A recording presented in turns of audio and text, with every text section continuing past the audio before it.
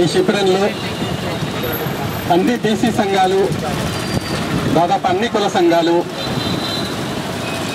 తెలంగాణ కొరకు గత అనేక సంవత్సరాలుగా క్షేత్రస్థాయిలో కృషి చేస్తున్న అనేక ఉద్యమ నాయకులు ఈరోజు ఇక్కడ సమావేశమయ్యారు. ఈరోజు మరొక గొప్ప విషయం ఏంటంటే, ఈరోజు మేడే ప్రపంచవ్యాప్తంగా ఉన్న కార్మికుల, కష్టజీవుల విషయాలను గురించి విశ్లేషించుకోవటానికి, వారికి సంబంధించిన అనేక సమస్యల పరిష్కార మార్గాలు కనుగొనడానికి, ఈ వర్గాల మధ్య, కులాల మధ్య ఐక్యత ఉద్యమాలు నడపడానికి ఈరోజు ప్రపంచవ్యాప్తంగా ఏర్పాటు చేసుకున్న మేడే దినోత్సవం. మేడే స్ఫూర్తి అంటే ఉద్యమ స్ఫూర్తి, ఒక విప్లవ స్ఫూర్తి, ఒక లక్ష్యాన్ని సాధించే, చివరి వరకు సాధించే దిశగా మనల్ని ఉత్తేజపరిచే దినం ఇది. కాబట్టి ఈరోజు మనం ఇక్కడ బీసీ సప్లాన్ని ఏ విధంగా ప్రభుత్వం ద్వారా ఆమోదింపజేసుకొని అమలు పరిపించుకోవాలి అన్న ఉద్దేశంతో ఈరోజు మనం ఇక్కడ సమావేశమయ్యాం. కాబట్టి అది సాధించుకునేంత వరకు ఏదో ఒక రూపంలో మన పోరాటం కొనసాగాల్సిన అవసరం ఉంది. 65 సంవత్సరాల తర్వాత మనకు ఈ దేశంలో మెజారిటీ ప్రజలు ఒక సప్లాన్ కావాలని అడుగుతున్న విషయం మనం అందరి దృష్టికి, ప్రజల దృష్టికి తీసుకొస్తున్నాం. ఇక్కడ ఈ దేశంలో బీసీ అనేక కులాలు ఉన్నాయి బీసీలలో. ఎందుకంటే ఈ భారత సమాజాన్ని నిర్మించిన వారే మన బీసీ కులాలు అన్న విషయాన్ని ఇప్పుడు గుర్తు చేసుకోవాల్సిన దురదృష్టకరమైన పరిస్థితి ఏర్పడ్డది.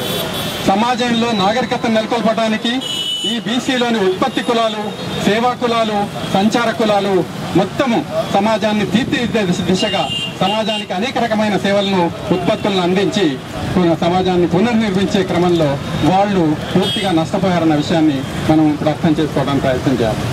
స్వాతంత్రం వచ్చి 65 సంవత్సరాలైనా ఇప్పటి వరకు కేంద్ర ప్రభుత్వం ఒక్క బీసీ ప్లాన్ కూడా, బీసీలకు సంబంధించిన ఒక్క అభివృద్ధి కార్యక్రమాన్ని, ప్రత్యేకమైన అభివృద్ధి కార్యక్రమాన్ని కూడా రూపొందించలేదు అన్నది చాలా సిగ్గుచేటైన విషయం. ఎందుకంటే 65 సంవత్సరాల తర్వాత మనం ఈ విషయాన్ని ఇప్పుడు ప్రభుత్వ దృష్టికి తీసుకురావాల్సి వచ్చిన కర్మ ఏర్పడ్డది. కేంద్ర ప్రభుత్వ ప్రణాళికలను కనుక పరిశీలించి చూసినట్లయితే అందులో ఒక్క బీసీకి సంబంధించిన ఒక్క అభివృద్ధి కార్యక్రమం కూడా ప్రత్యేకంగా లేదు. ఉత్పత్తి కులాలకు, సేవా కులాలకు, సంచార కులాలకు సంబంధించిన ఏ ఒక్క అంశం కూడా ఎక్కడ కూడా ఇంతవరకు చర్చించిన దాఖలాలు ప్రభుత్వంలో లేవు.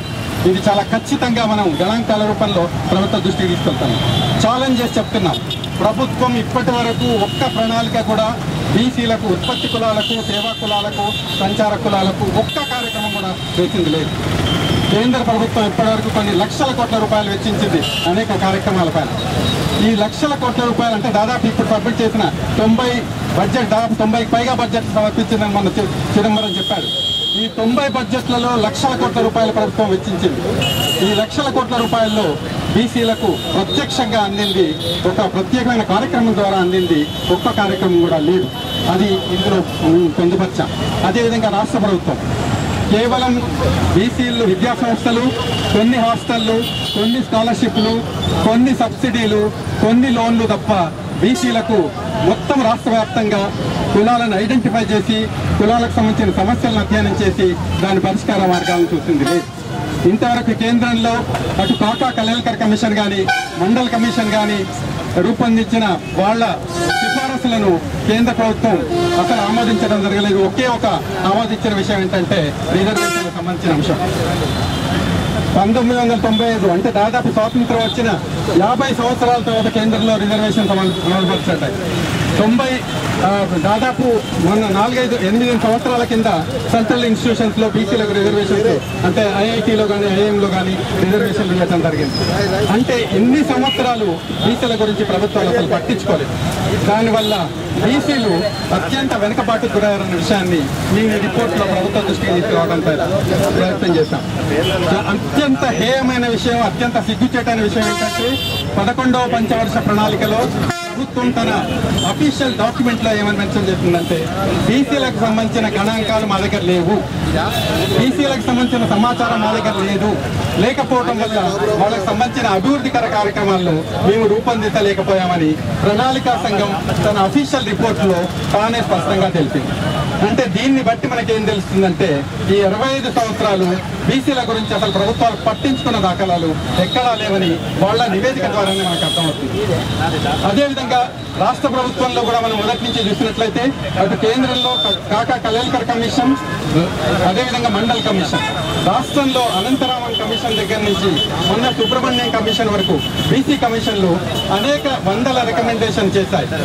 అన్ని రికమెండేషన్లు కూడా అన్ని ప్రభుత్వాలు, కేంద్రం, రాష్ట్రం, అన్ని రాజకీయ పార్టీల ఆధ్వర్యంలో నడిచిన ఈ ప్రభుత్వాలన్నీ గుట్ట దాఖలు చేశాయి.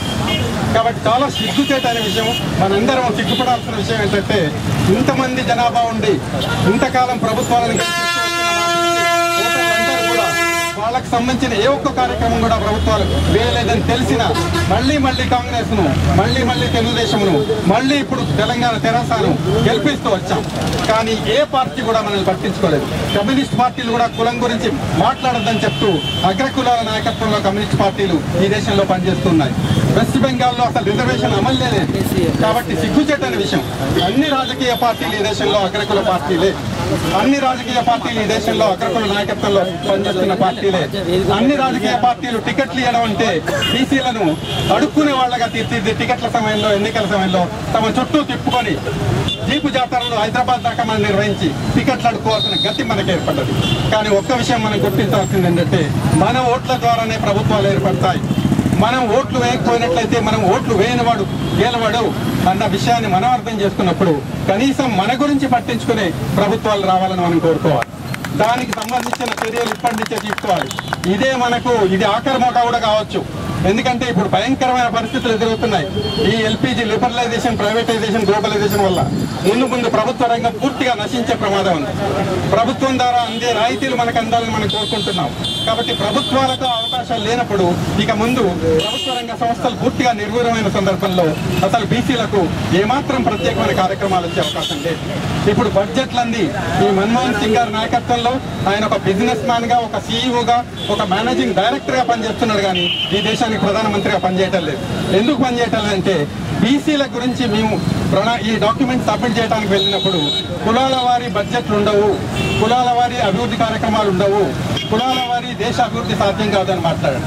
చాలా సిగ్గుచేటైన విషయం. ఇప్పటికీ చీఫ్ మినిస్టర్ కలిసినప్పుడు కూడా అదే మాట్లాడు. అసలు కులాల వారి బడ్జెట్ ఉంటాయని అడిగాడు మమ్మల్ని.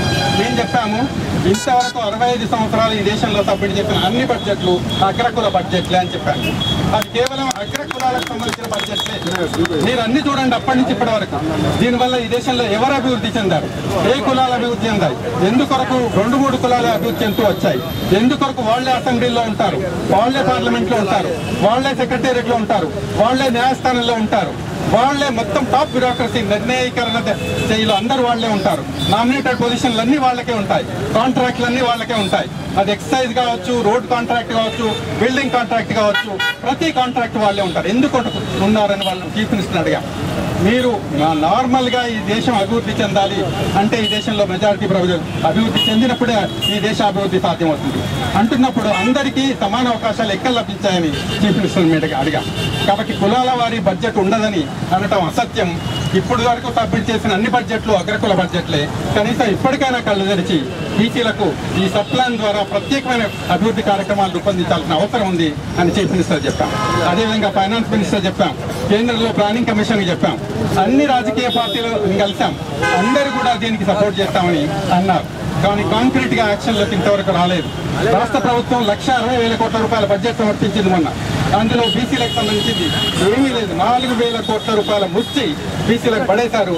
అది స్కాలర్షిప్లకు కూడా సరిపోదు, పిల్లలకి ఇచ్చే స్కాలర్షిప్లకు కూడా అది సరిపోదు.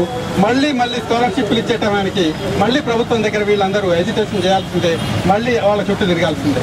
కాబట్టి అందులో కేవలం 2.2% మొత్తం బడ్జెట్ లో బీసీలకు కేటాయించింది 2.2%, కేంద్రం కేటాయించింది 0.6%. కాబట్టి ఇంత భయంకరమైన ప్రభుత్వాలు ఈ దేశాన్ని వెళ్తున్నాయి.